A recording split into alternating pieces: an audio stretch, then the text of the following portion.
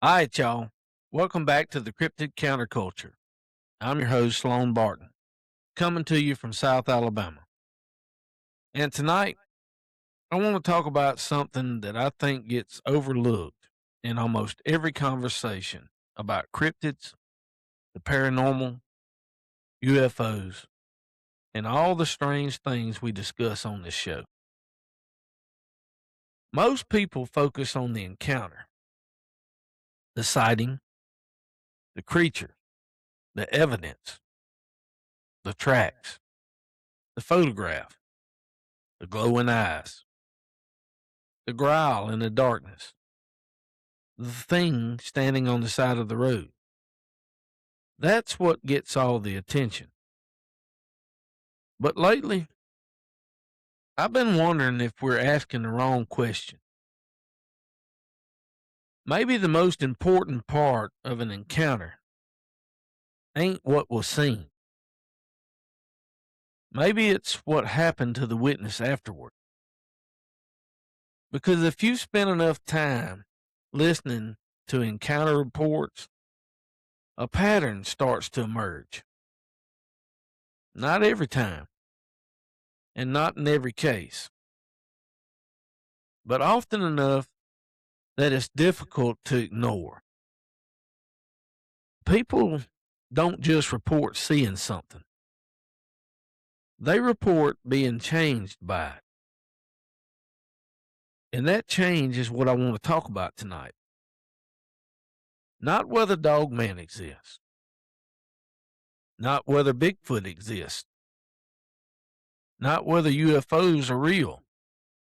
And we've covered those questions. Tonight, I want to ask something different. And that's why these encounters seem to transform people. And if they do, what's that mean? Because I want you to think about something. When someone sees a bear, they don't spend the next 20 years trying to understand the nature of reality. And when someone sees a deer, they don't suddenly begin questioning the unseen world. When someone sees a coyote, they don't end up in online forums debating consciousness, dimensions, spirits, government cover ups, and biblical prophecy. But encounter witnesses often do. Why?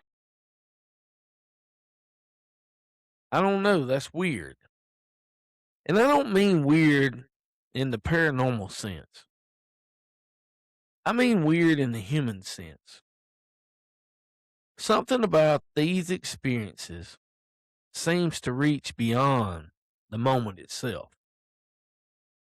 Almost like the encounter isn't an event, but almost like it's a process. Think about how many witnesses describe a sighting that lasted just seconds, whether it be 10 seconds, 30 seconds, maybe a minute.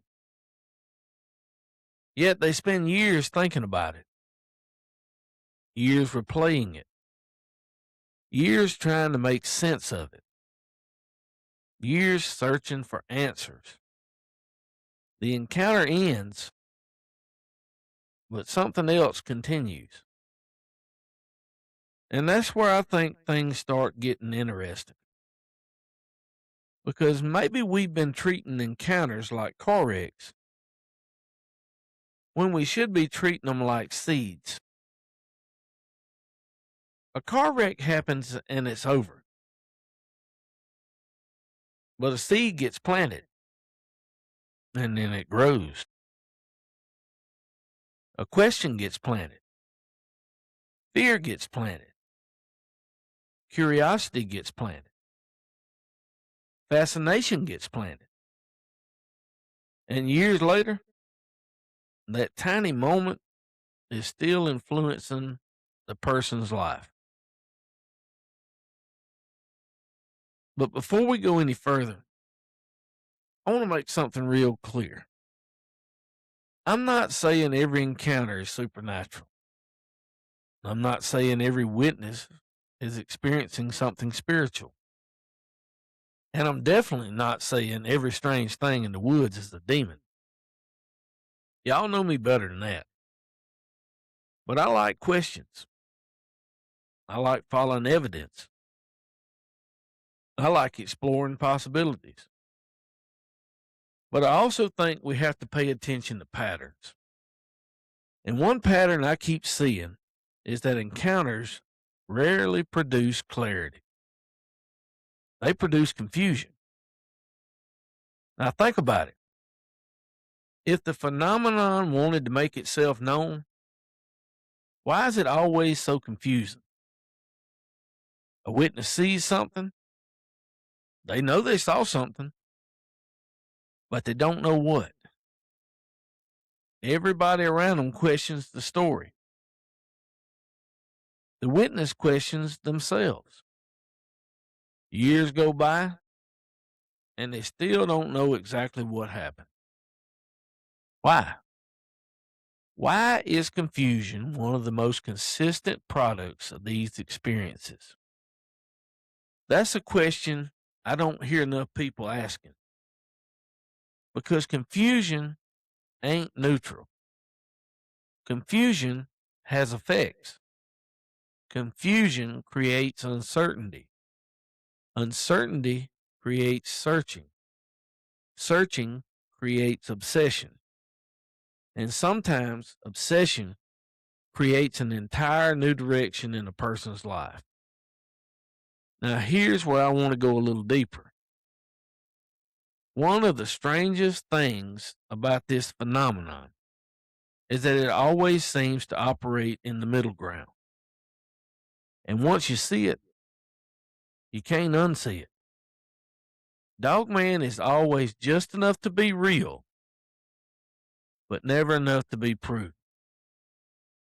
Bigfoot is always just enough to be real, but never enough to be proven. UFOs are always just enough to be real, but never enough to be proven. Paranormal experiences are always just enough to be real, but never enough to be proven. Do you see the pattern? It's almost like the phenomenon lives in that middle ground. Not hidden, not revealed, but somewhere in between. And if that's true, then we have to ask why. Because if the goal was complete secrecy, it's failing. And if the goal was complete disclosure, it's failing. Unless the goal ain't either one. What if the goal is the search itself? Now, I know that's a strange thought, but think about it. How much human attention has been consumed by these subjects? Millions of hours. Books, TV shows, podcasts, research groups, conferences, entire communities. People dedicated decades of their lives to chasing answers. And yet the answers remain just out of reach. Now, that's not normal. That doesn't mean it's evil, but it is unusual. And it raises another question. What if attention matters? What if the greatest effect of an encounter isn't fear? What if it's focus? Think about witnesses you've heard. Maybe even think about yourself. How much mental space does an encounter occupy? How much time? How much energy? How many late nights? How many conversations? How many rabbit holes? What if the encounter isn't significant because of what was seen? What if it's significant because of what it causes the witness to pursue afterwards? That's a different way of looking at this entire subject. Because maybe the real doorway isn't the woods. Maybe it's in the mind. Maybe the encounter opens a door to a lifelong search. And that's where things get uncomfortable. Because not every search leads somewhere good. Some people become researchers. Some become seekers. Some become obsessed. Some become fearful. Some become consumed. Some lose themselves completely in the mystery. And that brings me to something I think Christians should take seriously. Not fearfully, but seriously. The Bible talks a lot about deception. A lot. Not just evil, not just darkness. Deception, confusion, false wonders, being led astray, being distracted from the truth. Now, I'm not saying every encounter is a deception, but I am saying we should ask a simple question. What fruit does it produce? Because that's a biblical way of evaluating things. Not just what happened. What did it produce? Did it produce wisdom, discernment, humility, a deeper dependence on God?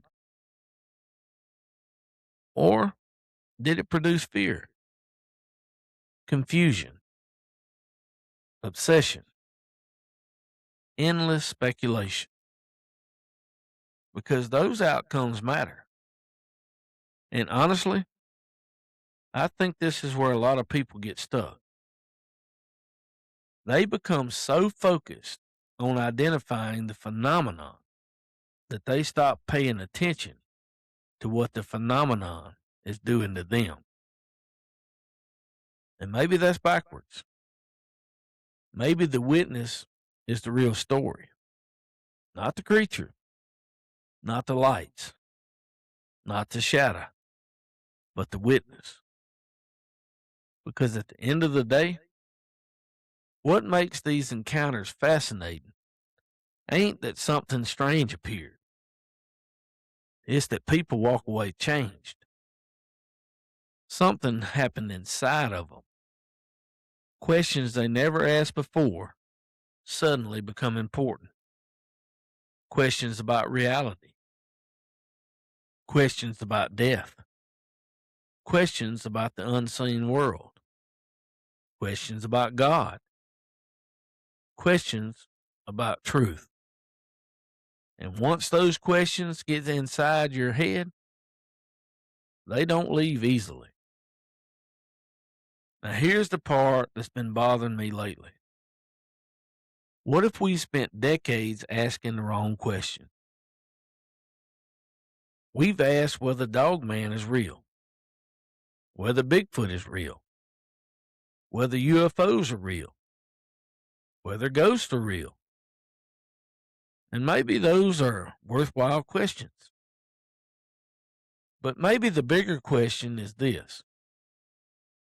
Why do these experiences seem designed to alter the witness? Why do they leave people questioning everything? And why do they leave people searching? Why do they leave people changed? Because if encounters truly open doors, then maybe the door isn't what we think it is. Maybe it isn't a doorway between dimensions. Maybe it isn't a portal. Maybe it ain't something following you home. Maybe the door is much closer than that. Maybe it's a doorway inside the witness. A doorway that changes what they pay attention to, what they think about, what they pursue. what they fear, what they believe, what they question. And if that's true, then encounters become far more significant than most people realize. Not because of the creature, but because of the transformation. Maybe that's why some people never fully move on from an encounter. Not because something followed them home, but because something was planted. A question, a mystery, a search. And once that seed takes root, life is never quite the same. So maybe the question ain't, do encounters open doors? Maybe the question is, what kind of door? A door to fear? A door to obsession? A door to confusion? A door to curiosity? A door to discernment? A door to truth? Because the encounter may be the same, but the path afterward can be very different. And maybe that's the real mystery. Not what was standing in the woods, not what crossed the road, not what was looking through the trees, but what happened to the person who saw it. And maybe that's where we've needed to be looking all along. Until next time, keep your mind open, keep your feet on the ground, and remember, the most important part of an encounter may not be what you saw. It may be what it changed. Good night, y'all.